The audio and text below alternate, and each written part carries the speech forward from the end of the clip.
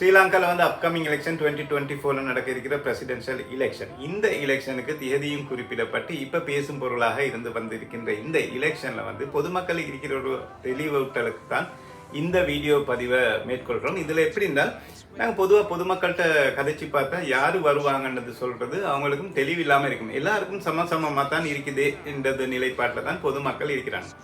இப்படி இருக்கிறதோட இன்னும் ஒரு பக்கம் வந்து பொதுமக்களுக்கு தெளிவில்லாமல் இருக்கிற ஒரு விஷயம் வந்து யாருமே 50% எடுக்காட்டி இவங்க எப்படி வின் பண்ண போறாங்க, இப்படி தான் கதைப்பட்டு கொண்டு இருக்கு. அதாவது யாருமே இந்த போட்டியில பிரசிடென்சி எலெக்ஷன்ல 50% தாண்ட இல்லை.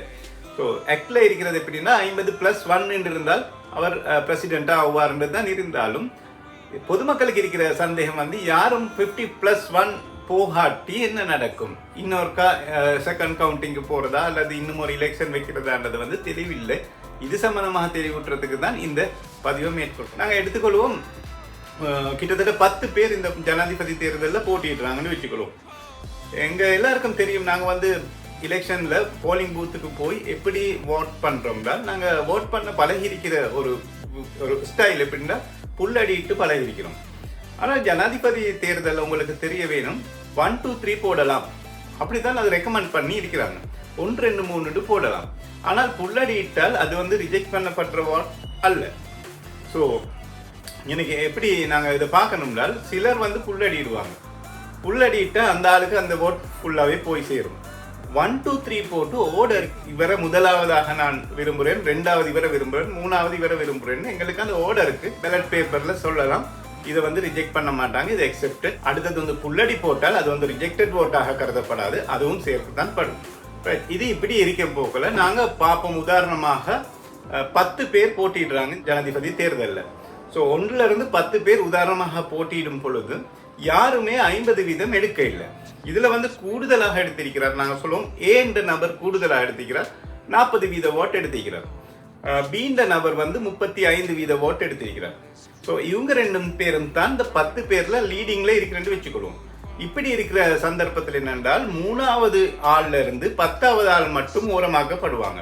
போட்டி இந்த 2 பேருக்கு மத்தியில தான் இருக்கு. அதாவது ஏக்கும் பிக்கும் தான் போட்டி இருக்கு. ஸோ ஏக்கும் பிக்கும் இருக்கிற போட்டியில 2 பேரும், ஒன்று 40% மற்றது 35% எடுத்திருந்தால் 2 பேருக்கும் 50+1 இல்லை. இந்த சந்தர்ப்பத்தில் என்ன செய்வாங்க என்றால் 3வதாக எடுத்த நபர்ட ஓட் எடுப்பாங்க. எல்லா பேலட் பேப்பரையும் எடுத்து என்ன செய்வாங்க, 3வது நபர் பேலட் பேப்பர்ல எப்படியும் முதலாவது போடப்பட்டிருக்கும் 3வது ஆளுக்கு தான், 2வது யாருக்கு போடப்பட்டிருக்குன்னு பார்ப்பாங்க. 2வது போடப்பட்டிருந்தா நாங்கள் உதாரணமா எடுத்துக்கொள்வோம், 3வது நபர்ல பேலட் பேப்பர் எடுக்கிறோம். எடுத்து பார்க்க போக்கல 3வது நபர்ல முதலாவது எண் 3வது நபருக்கு தான் ஃபர்ஸ்ட் ப்ரையாரிட்டி கொடுக்கப்பட்டு 1 போட்டுப்பட்டிருக்கு. அந்த பேலட் பேப்பர்ல 2 போட்டிருக்கு ஏக்கி உதாரணமா. அப்ப என்ன செய்வாங்கன்னா இந்த ஏக்கி அதை சேர்த்துருவாங்க. ஸோ இப்படி ஒரு கவுண்டிங் நடக்கும். இன்னும் ஒரு பேலட் பேப்பர் எடுப்பாங்க 3வது நபர்ல. ஏன்னா 3வது நபரை ஓரமாக்கி வச்சிருக்கிறோம். ஃபர்ஸ்டும் செகண்டும் ஏயும் பியும் தான் இப்ப லீடிங்ல இருக்கிறாங்க. 3வது நபர்ல 2வது பேலட் பேப்பரை எடுத்து பார்ப்பாங்க. எடுத்து பார்த்தால் இதுல புல்லடி மாத்திரம் தான் போடப்பட்டிருக்கு 3வது நபருக்கு. ஸோ இவங்களுக்கு சேர்க்கலாது, அதை ஓரமாக்கி வச்சிருவாங்க. அடுத்த பேலட் பேப்பர் எடுத்து பார்ப்பாங்க. அடுத்த பேலட் பேப்பர்ல என்ன செய்வாங்க என்றால் 1வது 2வது 3வதுன்னு 3 சாய்ஸ் போடப்பட்டிருந்தால் 1வது இப்படி 3வது நபருக்கு தான் போய் சேரப்போகுது. 2வது ஏக்கு போட்டிருப்பாங்க, 3வது பிக்கு போட்டிருக்கிறேன்னு வச்சு கொண்டால் சப்போஸ் 2வது யாருக்கு போட்டிருக்கிறோம் அவங்களுக்கு மாத்திரம் கூட்டிட்டு வச்சிருவாங்க அந்த பேலட் பேப்பரை. 3வது ஓட்டை அங்கே கூட்ட மாட்டாங்க. ஸோ அப்படி 2வது ஓட் ஏக்கா பிகா இருக்கின்ற பார்த்து அவங்களுக்கு கூட்டிட்டு வருவாங்க. சப்போஸ் ஏக்கும் இல்லாம பிக்கும் இல்லாம வேறொரு 8வது நபருக்கு இருந்தால் அதையும் ரிஜெக்ட் பண்ணிடுவாங்க. ஸோ இப்போ இதை எளிமையாக விளங்கி கொள்றதுக்காகத்தான் இந்த பதிவை செய்கிறேன். அதாவது 1வது 2வது வேறையாக்கி வச்சுட்டு 3 4 3 4 10 மட்டும் வேறையாக்கி வச்சிருவாங்க. அவங்கள்ட்ட 3வது ஆள்கிட்ட பேலட் பேப்பர் எடுத்து அதில் செகண்ட் கவுண்டிங் இவங்களுக்கு யாருக்கு போகுதோ அவங்களுக்கு மார்க் பண்ணிட்டு வருவாங்க. அது மாதிரி 3வது நபர் முடிஞ்ச பிறகு 4வது நபர் பேலட் பேப்பர் எல்லாத்தையும் எடுத்து அதில் செகண்ட் கவுண்டிங் யார் யாருக்கு போகுதோ அவங்களுக்கு போட்டுக்கொள்வாங்க. அது மாதிரி 5 6 இப்படி 10 மட்டும் முடிஞ்ச பிறகு இப்போ ரீகவுண்ட் பண்ணி பார்ப்பாங்க, ஏக்கா பிகா திருப்ப கூடுதலாக வந்திருக்கின்றது. இப்போ நாங்கள் பார்ப்போம், நான் ஏற்கனவே சொன்ன மாதிரி 1வது ஆளுக்கு ஏன்னு சொல்கிற நபருக்கு 40% இருக்கு, பீன்னு சொல்கிற நபருக்கு 35% இருந்துச்சு. இப்போ செகண்ட் கவுண்டிங்க்கு பிறகு, அதாவது செகண்ட் ஓட்டையும் எண்ணின பிறகு, அந்த மிஞ்சின 10 பேரையும் செகண்ட் கவுண்டிங்கை எண்ணின பிறகு ஏ 40 வீதமாக இருந்தவர் இப்ப 48ஆக மாறி இருக்கிறார். 35 வீதமாக இருந்த பி இப்ப 38ஆக மாறி இருக்கிறார்.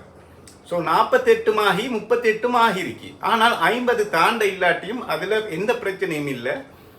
இப்ப செகண்ட் கவுண்டிங்ல கூடுதலாக எடுத்தவர் தான் ஜனாதிபதியாக ஆக போறார்ன்றது டிக்ளேர் பண்ணுவாங்க.